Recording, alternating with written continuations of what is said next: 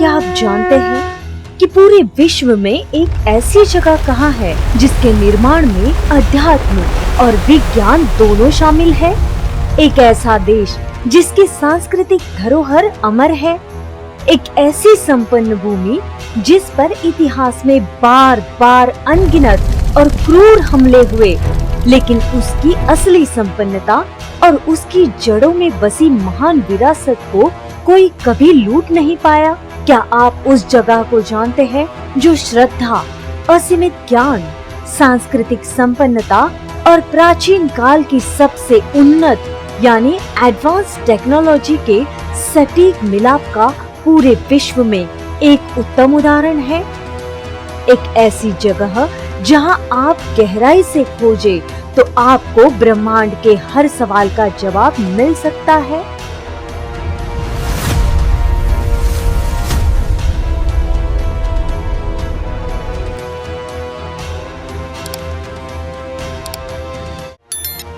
जी हाँ, वह जगह कोई और नहीं, वो है हमारा हिंदुस्तान, हमारा भारत। भारत जहाँ विज्ञान केवल प्रयोगशालाओं में नहीं बल्कि मंदिरों के गर्भगृह में रचा गया, और इसी महाविज्ञान का सबसे बड़ा साक्ष्य है पूरे भारतवर्ष में फैले 12 ज्योतिर्लिंग। क्या कभी किसी ने सोचा है कि भारत में भगवान शिव के इन मंदिरों को उन्हीं विशिष्ट स्थानों पर ही क्यों बनाया गया?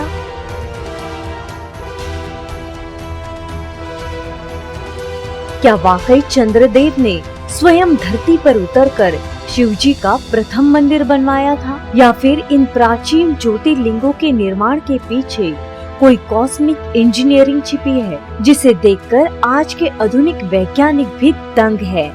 वैज्ञानिकों का मानना है कि यह सभी ज्योतिर्लिंग पृथ्वी की ऊर्जा रेखाओं यानी ले लाइंस और शक्तिशाली चुंबकीय क्षेत्रों पर स्थापित किए गए हैं, और इन्हीं में से सबसे पहला और सबसे रहस्यमयी है गुजरात के तट पर स्थित सोमनाथ मंदिर। दोस्तों, गुजरात के वेरावल में अरब सागर के तट पर स्थित सोमनाथ मंदिर कोई साधारण मंदिर नहीं है। यह भगवान शिव के 12 ज्योतिर्लिंगों में से सबसे पहला माना जाता है। शिव पुराण में इसका उल्लेख मिलता है।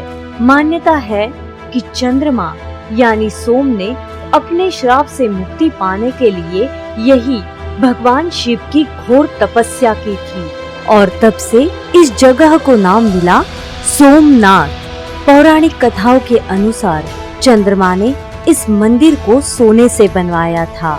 समय के चलते इस मंदिर का हर बार पुनर्निर्माण किया गया। ऐसी मान्यता है कि इस मंदिर का पुनर्निर्माण खुद रावण ने चांदी में करवाया था। इसके बाद भगवान श्री कृष्ण ने इस मंदिर का पुनर्निर्माण चंदन की लकड़ी के साथ, और बाद में सोलंकी राजाओं ने इस मंदिर को पत्थरों से बनवाया। इस मंदिर से जुड़े कई रहस्य हैं, जिनमें से एक है मंदिर के प्रांगण में स्थित तीर स्तंभ, जिस पर संस्कृत में लिखा है कि इस बिंदु से लेकर सीधे साउथ पोल तक समुद्र में जमीन का एक भी टुकड़ा नहीं है। जरा सोचिए, हजारों साल पहले जब सैटेलाइट नहीं थे, तब हमारे पूर्वजों ने इतनी सटीक भौगोलिक गणना कैसे कर ली थी?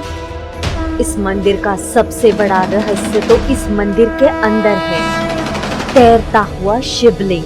आखिर क्या है उसका राज? सोमनाथ का यह ज्योतिर्लिंग सिर्फ एक आस्था का केंद्र नहीं, बल्कि प्राचीन भारतीय वास्तुकला और मैग्नेटिक लेविएशन का एक जीता जागता अजूबा है। वैज्ञानिकों और इतिहासकारों के अनुसार इस अद्भुत इंजीनियरिंग के पीछे 3 महत्वपूर्ण बातें हैं। सबसे पहली, छत का विशाल चुंबक, जिसे लोडस्टोन कहते हैं। मंदिर की छत और दीवारों में विशेष चुंबकीय पत्थर लगाए गए थे। दूसरा है लौह चुंबकीय शिवलिंग। ऐसा माना जाता है कि ज्योतिर्लिंग लोहे और निकल के मिश्रण या शायद किसी उल्का पिंड के टुकड़े से बना था, जिसकी ग्रेविटी 7.6 से 7.9 के बीच में थी। और तीसरी महत्वपूर्ण बात थी बिस्मत का कमाल। शिवलिंग के अंदर स्यमंतक मणि छिपी थी, जिसमें बिस्मत नाम के डायमैग्नेटिक धातु का उपयोग किया गया था।